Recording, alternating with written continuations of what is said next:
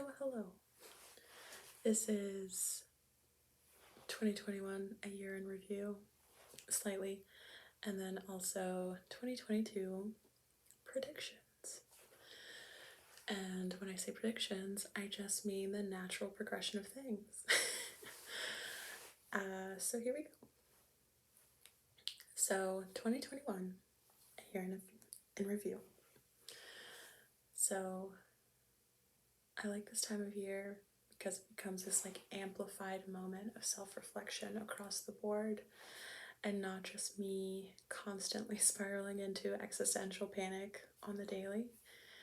No, it's the time of year where we recount our defeats and our victories, when we make promises to ourselves, when we believe we're capable of change, and put a magnifying glass over what we have that can be perfected. And so, after doing my due diligence of doing my year in review, I believe that we're fucked. We're fucked. And I tell you that not because it's a bad thing, as the philanthropic misanthrope that I am. So here's my predictions. It was a very short review. The synopsis of 2021 was we're fucked. So I hope that came across. So the list of things in 2022 to look out for. I am very much into astrology and stuff like that, so this mostly has nothing to do with that. It's just observing humanity at this point. So the first thing I would say is apathy. So there's these growing tides of change against the interests of the majority of people that have herded most of us into a comfortable environment of apathy. And we're all suckling the tit of technology and convenience so that we can remain satisfied enough not to care that we don't actually care. We want news to entertain us, to keep our attention. If it's not funny, why listen? I think we've done the animal equivalent of playing dead to our problems, right? Fires, collective trauma, natural disasters, impending financial collapse, we'll get to that later, isolation, extreme political issues, and COVID 3000, right? At this point, I believe those who might have done something realize not enough of us will. So they won't anymore. And then there's some of us that want to live blissfully outside of the awareness that we are on the baking rack and the heat is about to be turned on. I've seen it said by a lot of people that you can care equally about the newest, most attractive celebrity baby and climate change. You can care equally about purchasing the sweat of Belle Delphine's butt crack as you can about political genocide happening in other nations. And I think the obsession with celebrity has kind of led us away from reality, which leads me into my next point, vanity, which I'm a huge fan of this one, and I definitely fall into this. Obviously, I love, a little wing, a little lip.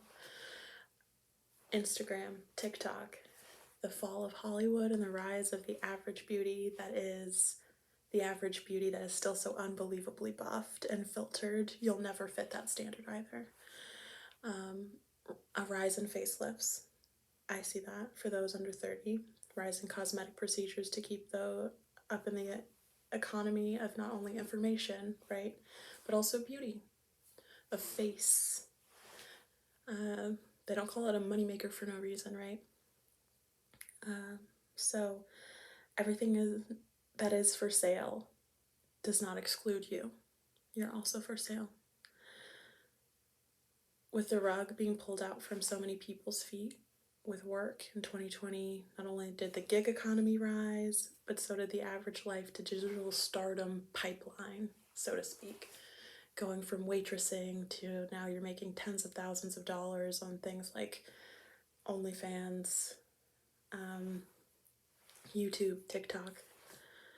So more and more people are content creators, while economically speaking, we've democratized celebrity and fame. It's financially benefited people in ways that since starting Argo Panty, it hasn't done much for self-esteem. No matter what the claims may be about becoming more confident, confidence is often conflated with terms like narcissism, and confidence is not narcissism, and it's not vanity. We see normal people rise through such platforms, become localized on or reduced to their image, and that is in part to the fact that you feel a certain pressure to look a certain way when you attain a level of success in these arenas where what you look like matters. And it's become often the case that that is everywhere the truth. How you look matters. Oh, well, you're an astrophysicist. Why would we want to listen to you if you're not attractive? I don't know. But that leads into the next thing of mediocrity, or more definitively, the rise of average. What's the biggest reason people stop watching their favorite artists' interviews or YouTuber channels? The loss of relatability. The reality of that is success is not relatable. So people go through the awareness that I don't have those things, I don't live that life, therefore I'll find someone who resembles me. This again comes back to vanity. People only want to see themselves in everything, which is why I believe TikTok has done what no app so far has been able to do, which is make everyone feel they can participate, makes everyone feel that they can bring value to it. Which is smart on their part, for sure. I mean, evil, yes, but smart. So I, as a person with 5 out of 10 rhythm, let's say, could perform the majority of dances on TikTok with ease, creating a confidence in myself to post more, which the true goal is to engage. Like I said, smart, but evil. So the value in something that everyone, even children, can do is more marketable. And that's not by coincidence, that's neuroscience. Because of that confidence that it can create in someone who is average or below average at something, and receiving admiration and a certain level of, we'll just call it what it is, fame, and acclaim for it. We want movie stars to be real, and the televisions not to lie to us about our experiences. We desperately want not to be part of the classes that we're in, and the light to reach out of those classes is as simple as talking about what you ate for breakfast or how many shits a day you take on average. And I find a lot of beauty in simplicity typically, but no interest in appealing to everyone. Anything that's marketable, palatable, or actionable by everyone in the sense of behavior or dialectics is almost always fucking boring. There's a deeper side and a darker side to that.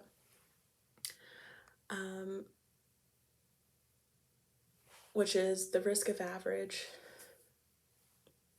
which I don't consider myself outside of the realm of. I feel I should say that. This isn't a roast. This is just what it is. And there'll always be outliers of the human spirit on occasion, because it is indomitable for some. However, with the rise of success for average, we're going to see its equal in how it disrupts the economy, pursuits of education, and how people are starting to blend together. And I say that in the most disrespectful way possible. So we can't talk about people blending together, people coming together, people being on an even level playing field, because how many celebrities have we seen flock to these same platforms to be able to essentially become cash cows? How many celebrities have we seen leave work, actual work to do and make money off of things that people in more disparate positions have leveraged in order to become financially stable. So that's just a little nug. But like I said, we can't talk about singularity or the tipping point of humanity, which I feel is what we're at the moment, without discussing the genderless deity that we all know and love, technology. It will get faster and better, per usual.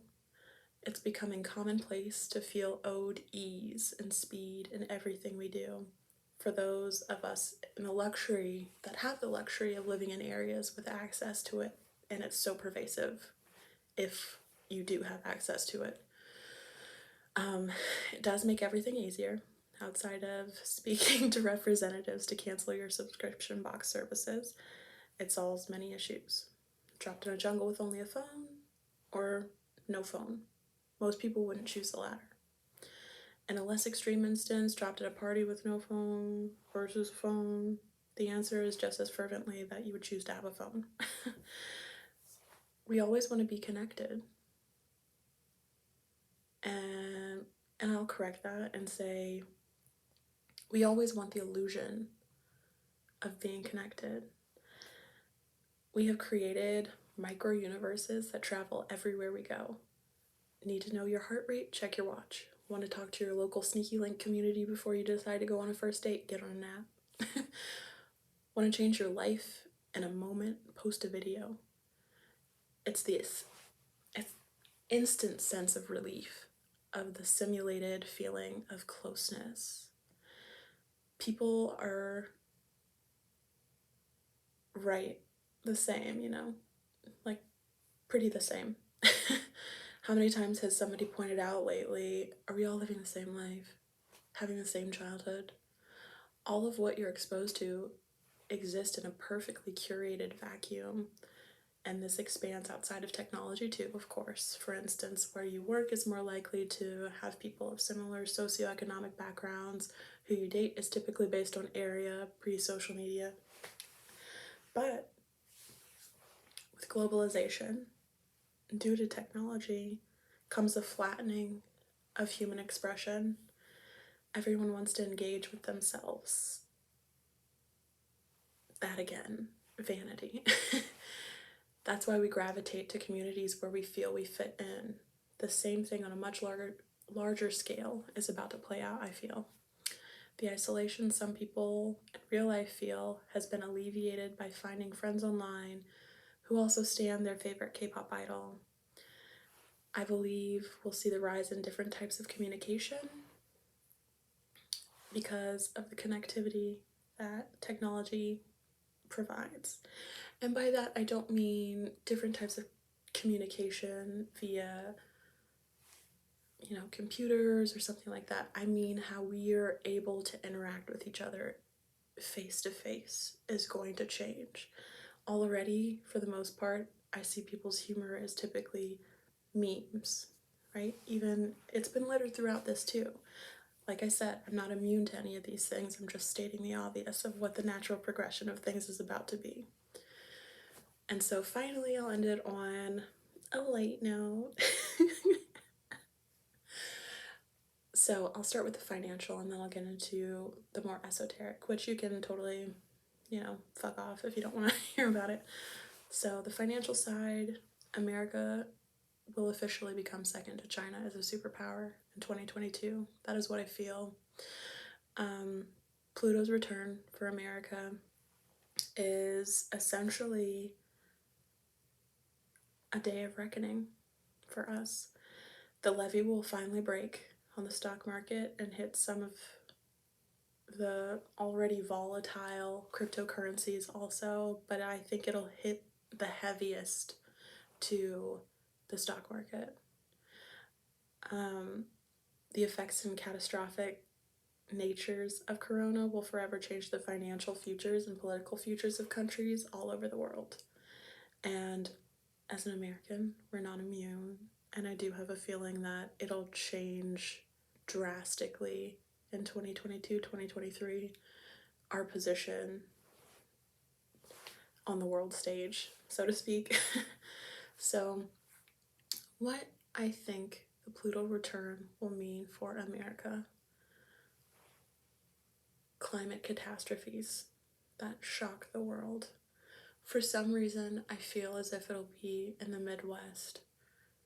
I don't know why, but I have a feeling that it'll be in the Midwest. Political unrest, which, I mean, is just a different flavor for the. We already have that going on. Divisiveness tipping points. I believe that we'll see that around what's going to happen economically. When you're unable to give people access to something, when you're forcing them to do something, and I'm not an anti-vax person, let me just say that right now, but you're gonna create division. And I think that the system that we have in place at the moment is so checked out of what the people needs are that they will feel that reckoning too. So that goes to say that I foresee more storms on the Capitol.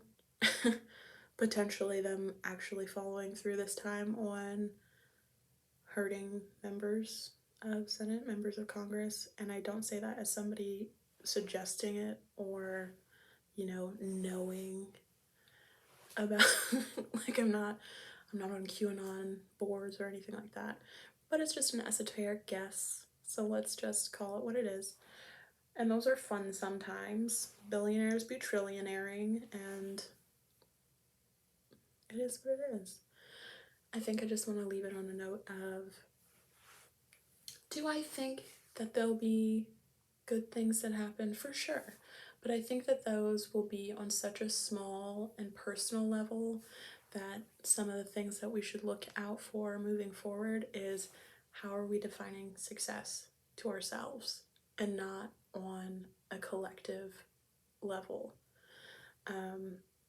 How are we individuating from the collective to be able to work cohesively and help other people?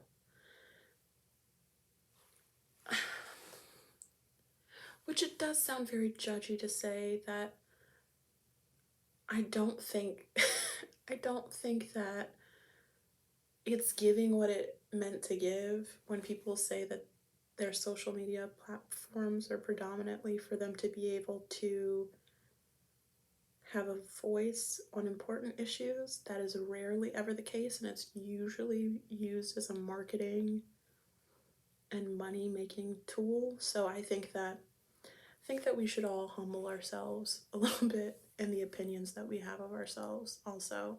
So I'd like to see a little bit more humility going forward. This sounds like me telling the world what to do.